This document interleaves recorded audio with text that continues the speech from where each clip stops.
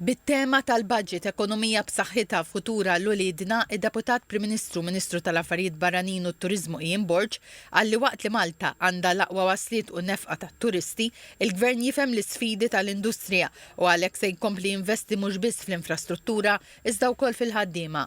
Spjega li l-Gvern se jiżgura li jkomplu jitħarġu fosthom bl-estensjoni tal-Skills Pass minn Jannar.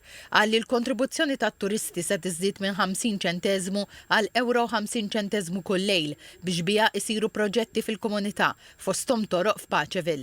Żied li l-miżura ta' limitu ta' nies fil-Blue Lagoon trid tiġi replikata fi bnadi oħra. Il-miżuri li qed nieħdu u dalwaqt se nkunu qed inħabbru mal-Kunsilli Lokali ta' Swieqi u tal-Belt, speċjalment jekk ħaniġu biex nestenduhom ukoll ma' lokalitajiet oħra jew saħansitra mal-pajjiż kollu, jiswew iżjed flus. U allura m'għandux ikun il-poplu Malti illi iħallas għalihom imma għandu jkun ukoll kontribuzzjoni żgħira relattivament ta' euro u nofs illi iħallas it-turist illi ikun qiegħed fostna.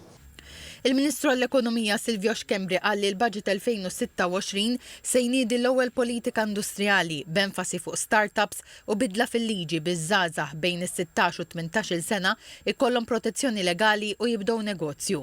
Qal li l-Gvern permezz ta' Malta Enterprise se jniedi skema ta' appoġġ għas-saħħa mentali tal-ħaddiema.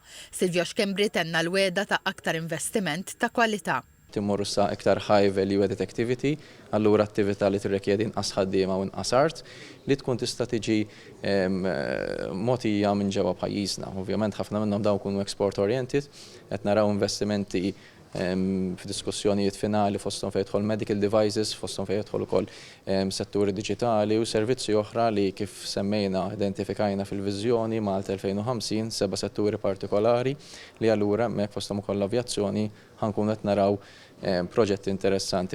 Il-Ministru Xkembri semma wkoll 100 miljun euro għad-diġitalizzazzjoni u tkellem dwar l-investiment mill-kumpanija ST biex issir l-ikbar faċilità ta' produzzjoni ta' ċipep fl-Ewropa. Semma wkoll li l-Gvern se joffri korsijiet b'xejn fl-intelligenza artifiċjali biex kulħadd jitgħallem juża fil-ħajja ta' kuljum.